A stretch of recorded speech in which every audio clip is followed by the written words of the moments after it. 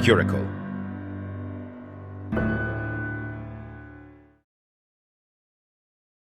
The king called his most trusted friend, saying, "Michael, come."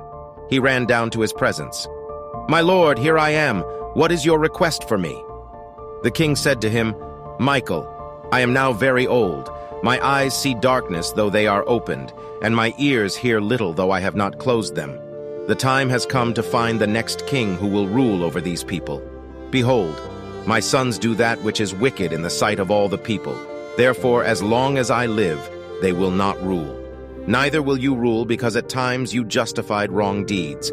Now listen to my words to you, and find me 12 men in this land, whether rich or poor, and I will choose one from them who is worthy to sit on this throne." So the king ended all his words to him, and he said, "My lord, your words cause me to have great sorrow. Nevertheless, I will obey your commands." So he went to all the lands in the nation, bringing 12 men before the king. All stood at his presence, each with something to show forth of themselves. And in the midst of them was a poor fellow, a carpenter, who himself sought not to go with Michael, but because his father told him to do so, he went questioning nothing. And the king said before them all, "Lo, I am very old, and soon I will no more be, because I should have died at that time." And all the people cried heavily because of his words to them.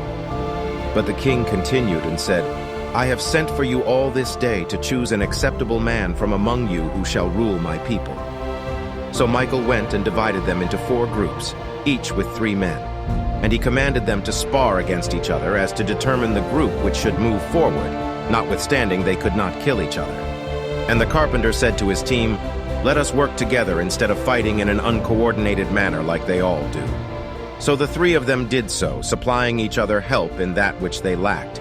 And they prevailed against all the other groups. Now 3 were remaining, of whom one should become a ruler of thousands.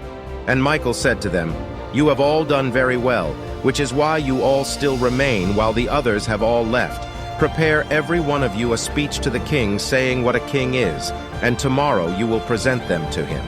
And after a day the first came and said to the king, "My lord, a king is a person who has great wealth and fame, loved by all the people and highly educated."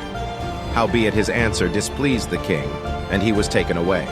Then came the second, who was the carpenter, and said, "My lord the king, a king is not he who is loved by all, because often those that do righteousness are the ones people are against, as they don't subscribe to any iniquity, even the iniquity that is normalized. But he is a king who is just and does good always, he who judges rightly, not caring for what people might say or think, and has the authority to perform his will."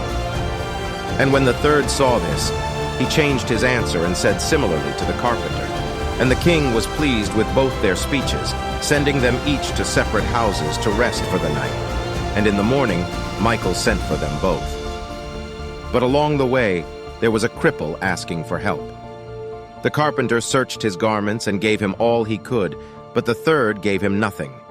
So when they had arrived to the king, he said to the third, "These past days you were called with 12 men, that I may crown him who is worthy.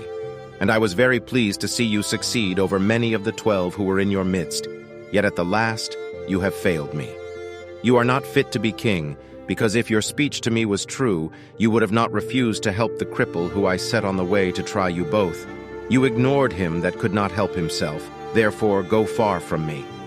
Then the king looked at the carpenter and said, "Behold, you counseled the group to work together, knew how a king ought to be, and showed kindness to the cripple. Therefore, you are now crowned the king of this nation. I only advise you to continue learning to do good and fulfill it. No man will stand against you and destroy you." So the young man became king over all the people and led his life as an example to all. Any man desiring to lead tens or hundreds or thousands, let him do it by righteousness and not by iniquity. If a man does this, he will live in peace.